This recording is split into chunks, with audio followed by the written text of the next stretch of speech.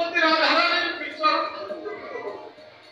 ব্রজমণ্ডল 84 ক্রোশ, এটা এখানে নাভিপদ্মমূলের উপরে হলো দেহের উত্তরায়ণ, রাধাভাব পরভাব, আমার রাধারানী কবিভাব।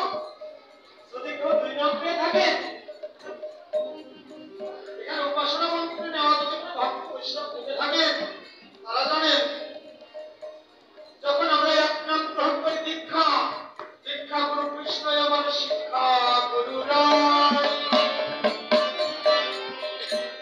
ব্রজমণ্ডলের বৃন্দাবনের ভজন তত্ত্ব তাহার নিকট পাই। দুই নাম এক নাম আমরা যারা পেয়েছি, যারা রাধারানীর চরণে আশ্রিত হয়েছেন, তারা জানেন পরভাব, ঐতুকি না অহৈতুকি ভাব, ঊর্ধ্ব ভাব, ঊর্ধ্বমুখী, শ্বাস প্রশ্বাস ঊর্ধ্বে রেখে দিগন্তর পত্রে এবং রাধা এবং কৃষ্ণ মূর্তিকে প্রতিষ্ঠা করে শ্রী গুরুদেবকে হৃদয় পদ্মাসনে বসিয়ে ভজন পদের জন্মে যেতে হয়, এখানে যেতে হয়। এটা হলো সেই ক্ষেত্র, ভজনের ক্ষেত্র, ভগবানের শ্রেষ্ঠ উপহার। বন্ধু, এবার তো হস্ত যুগল দিয়ে এই ভক্ত সঙ্গে প্রেম তরঙ্গে ব্রজের ধরিবা কি আই রঙ্গে, এই বাহু বেষ্টনে এক ভক্ত আর ভক্তের সাথে আরেক মনের সৌভাগ্য, এই হস্ত যুগল দিয়ে আমার গোবিন্দ বন্ধের প্রার্থনা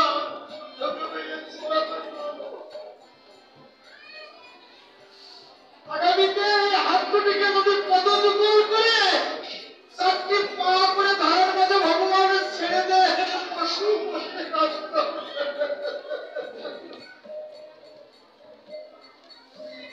সুযোগ থাকবে না হরিগুলো কীর্তন করার, সুযোগের না।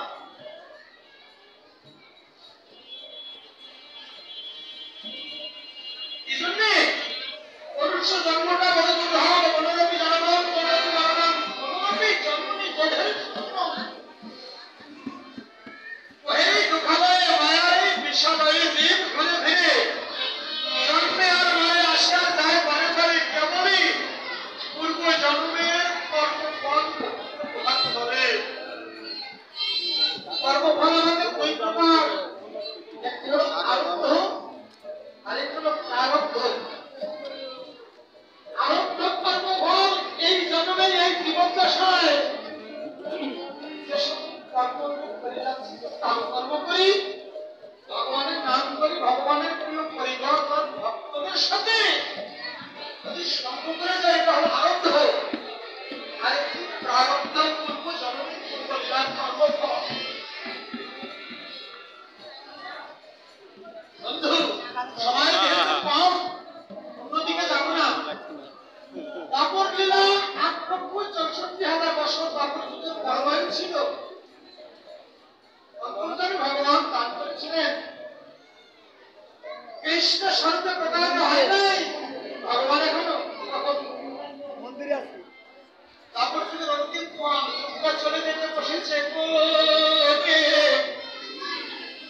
তারপর যুগটা চলে যেতে বসেছে, অন্তর্যামী ভগবান বৈকুণ্ঠে শঙ্খ চক্র গদা পদ্ম শ্রী বিষ্ণু নারায়ণ হয়ে জ্ঞানতত্ত্ব স্বরূপ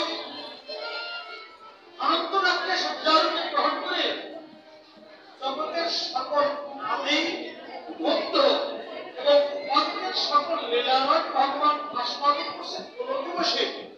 ওরা এটা তো নাটকের মঞ্চ না, আপনারা এমন করতেছেন কেন, কিলবিল করতেছেন কেন বাবা? হরিব হরে কৃষ্ণ। ভগবান গোলকে বসে তার পদযুগলের নিচে লক্ষ্মী মাতা ভক্তি স্বরূপে তাকে রেখে দিয়েছেন ভগবানের চরণে। আর অন্তর্যামী ভগবান অন্তরঙ্গে গিয়ে লীলারস আস্বাদন করছেন।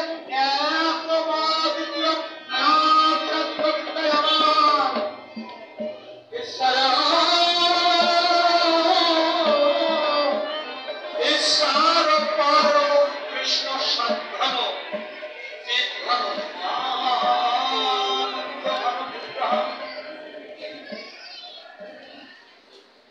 ভগবান বসে এই জগতে কে জন্মগ্রহণ করছে, কার মৃত্যু হচ্ছে, কে ভক্ত সঙ্গ করছে, কে তরণী বিগলিত নয়ন জলে ভেসে আমার গতিতে আমার কপালের এটা গুরুত্ববশ ভগবান এই রস আস্বাদন করতে পারছে না, তার পরিপূরক তৃপ্তি আস্বাদন হচ্ছে না। ভগবান বেদান্ত দর্শন শ্রীমদ্ ভাগবতের মাধ্যমে রেফারেন্স দিলেন দেবর্ষি ভাষা শোনো।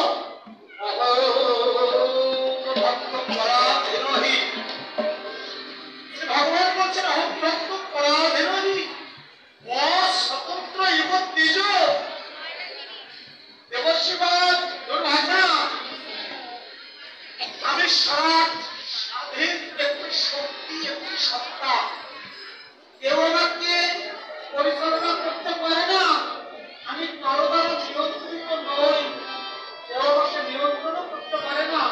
তথাপিও আমি যখন দূরে রয়েছি, কোনোকে আমার ভক্তের কাছাকাছি না আসতে পারাতে আমার কোনো ভক্তি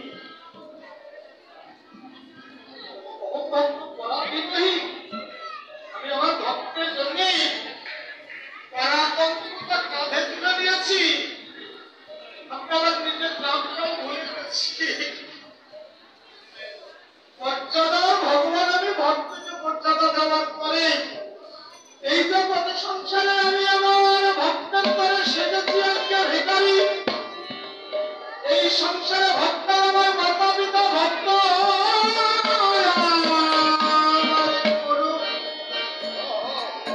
ভক্তে আমার নাম দিয়েছে বাচ্চা রে বাচ্চা কল্পতরু।